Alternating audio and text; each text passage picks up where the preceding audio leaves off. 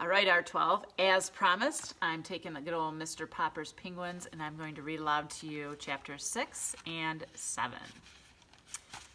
Okay, so at the end of, I do have to put my glasses on, so pardon me. Turn that light off so I don't have a glare. Comes with age. Okay, at the end of chapter 5, you know that Mr. Popper was having a repairman work on the refrigerator, putting some holes in so that the penguin could breathe, ultimately. The last part was that the repairman got freaked out by the penguin and ended up completely running out of the house. Tools are flinging everywhere, and good old Captain Cook is in there standing like, what the heck? Why are you leaving? So, chapter 6, which is on page 38 if you happen to be following along. Chapter 6 is called More Troubles. The children were the first to notice the policeman. "Look, Papa," said Bill. "There's a policeman at the back door. Is he going to arrest you?" "Gook," said Captain Cook, walking with dignity to the door and trying to poke his beak through the screen. "Is this 432 Proudfoot Avenue?" "It is," answered Mr. Popper. "Well, I guess this is the place, all right," said the policeman, and pointed to Captain Cook. "Is that thing yours?" "Yes, it is," said Mr. Popper, proudly. "And what do you do for a living?" asked the policeman sternly. "Papa's an artist," said Janie. "He's always getting paint and calcimine all over his clothes," said Bill. "I'm a house painter, a decorator," said Mr. Popper. "Won't you come in?" "I won't," said the policeman, "unless I have to." "Ha ha," said Bill. "The policeman's afraid of Captain Cook." "Gaw," said the penguin, opening his red beak wide as if he wanted to laugh at the policeman. "Can it talk?" asked the policeman. "What is it? A giant parrot?" "It's a penguin," said Janie. "We keep it for a pet." "Well, if it's only a bird," said the policeman, lifting his cap to stretch his head in a puzzled sort of way. "From the way that fellow with the tool bag yelled at me outside, I thought there was a lion loose in there." "Mama says Papa's hair looks like a lion sometimes," said Bill. "Keep still, Bill," said Janie. "The policeman doesn't care how Papa's hair looks." The policeman now scratched his chin.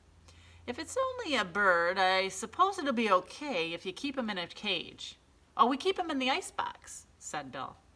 "You can put it in the icebox for all I care," said the policeman. "What kind of bird did you say it was?" "A penguin," answered Mr. Popper. "And by the way, I might want to take him walking with me. Would it be all right if I kept him on a leash?" "I tell you," said the policeman, "honestly, I don't know what the municipal ordinance about penguins is, or with or without a leash on the public streets. I'll ask my sergeant." "Maybe I ought to get a license for him," suggested Mr. Popper.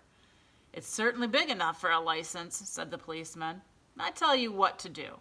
You call up the city hall and ask them what the ruling about penguins is. And good luck to you, Popper. He's kind of a cute little fellow, at that. Looks almost human. Good day to you, Popper, and good day to you, Mr. Penguin." When Mr. Popper telephoned the city hall to see about a license for Captain Cook, the penguin did his best to disconnect the telephone by biting the green cord. Perhaps he thought it was some new kind of eel. But just then, Mrs. Popper came back from the market and opened a can of shrimps, so that Mr. Popper was soon left alone at the telephone. Even so, he found it was not so easy to learn whether or not he must get a license for his strange pet. Every time he would explain what he wanted, he would be told to wait a minute, and much later a new voice would ask him what he wanted. This went on for a considerable time. At last, a new voice seemed to take a little interest in the case. Pleased with this friendly voice, Mr. Popper began to tell about Captain Cook. "Is he an army captain, a police captain, or a navy captain?" "He is not," said Mr. Popper. "He is a penguin." "Will you repeat that, please?" said the voice. Mr. Popper repeated it. The voice suggested perhaps he had better spell it. "Penguin," said Mr. Popper. "Penguin." "Oh," said the voice. You mean that Captain Cook's first name is Benjamin? Not Benjamin. Penguin. It's a bird, said Mr. Popper. Do you mean, said the phone in his ear, that Captain Cook wishes a license to shoot birds? I am sorry. The bird hunting season does not open until November, and please try to speak a little more distinctly, Mr. Topper, did you say your name is? My name is Popper, not Topper, shouted Mr. Popper. Yes, Mr. Potter, now I can hear you quite clearly. Then listen, roared Mr. Popper, now completely outraged. If you folks at the City Hall don't even know what penguins are, I guess you haven't any rule saying they have to be licensed. I will do without a license for Captain Cook. Well, just a minute, Mr. Popwell. Our town, Mr. Treadbottom of the Bureau of Navigation of Lakes, Rivers, Ponds, and Streams, has just come in. I'll let you speak to him personally. Perhaps he knows this Benjamin Cook of yours. In a moment, a new voice was speaking to Mr. Popper. Good morning. This is the Automobile License Bureau. Did you have this same car last year? And if so, what was the license number? Mr. Popper had been switched over to the county building. He decided to hang up. He didn't really get what he was looking for there, did he? Nobody could hear him, understand him, or possibly think he could have a penguin. Chapter 7. Captain Cook Builds a Nest. Very reluctantly, Janie and Bill had to leave Captain Cook and go to school. Mrs. Popper was busy in the kitchen, rather belatedly doing the breakfast dishes. Wow. She dimly realized that the penguin was going in and out of the refrigerator pretty frequently. She thought nothing of it at first. Meanwhile, Mr. Popper had abandoned his telephoning and was now busy shaving and making himself neat in honor of being the new owner of such a splendid bird as Captain Cook.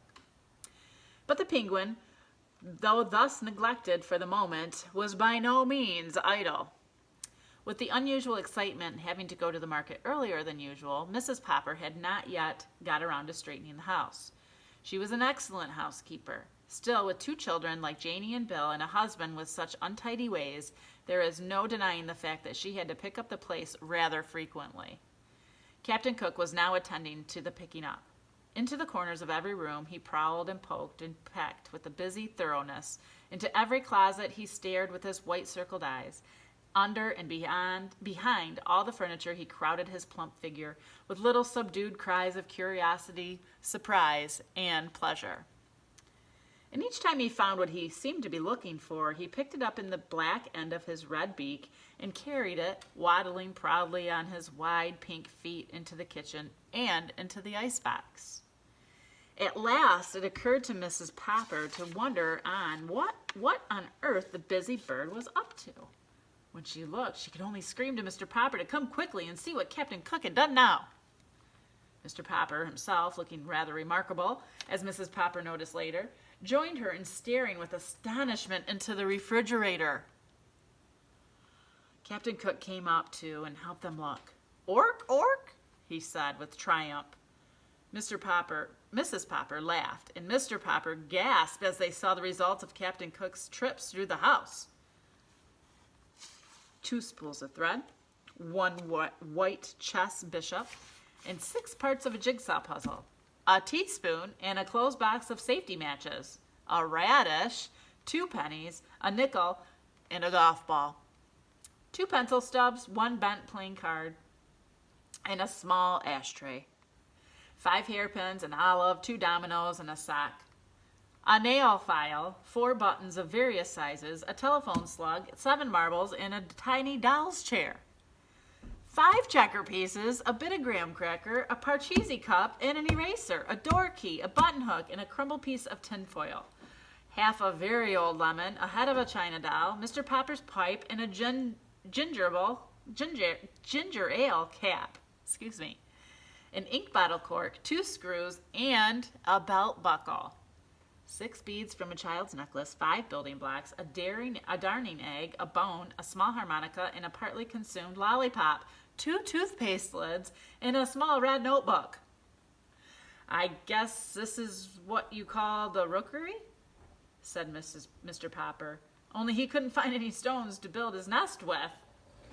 Well, said Mrs. Popper. "Those penguins may have heathen ways at the South Pole, but I declare I think this one's going to be quite a help around the house." "Ork," said Captain Cook, and strutting into the living room, he knocked over the best lamp. "I think, Papa," said Mrs. Popper, "that you had better take Captain Cook outside for a little exercise. Good gracious, but you're all dressed up. Why, you look almost like a penguin yourself." Mr. Popper had smoothed down his hair and shaved off his whiskers. Never again would Mrs. Popper have to reproach him for looking as wild as a lion. He had put on a white shirt and a white tie with a white flannel trousers and a pair of bright tan oxblood shorts. He had got out of the cedar chest his old black evening tailcoat that he had been married in and brushed it carefully and put it on too. He did indeed look a little like a penguin. He turned and strutted like one now for Mrs. Popper. But he did not forget his duty to Captain Cook. "Can I have a few yards of clothesline, please, Mama?" asked Mr. Popper. And that, my friends, is the end of chapter 7. And as you can see, this penguin is getting into lots of things and bringing them into the icebox or refrigerator. I got tripped up a couple times reading because my mind was just kind of drifting to what it would be like to have a penguin in your house like that, and just kind of taking things randomly, erasers, matches, buttons, and taking them places. It would be quite humorous, I think. If you noticed, Mr. Popper got dressed up, and it seems like he's kind of matching Captain Cook. So I'll be curious to see what happens in chapter 8, called Penguin's Promenade. Maybe you can look up the word promenade before we read that chapter. Be proactive so you know exactly what's going to be going on in chapter 8. That is all I have for you today for Mr. Popper's Penguins. Stay tuned for questions to go along with chapters 6 and 7.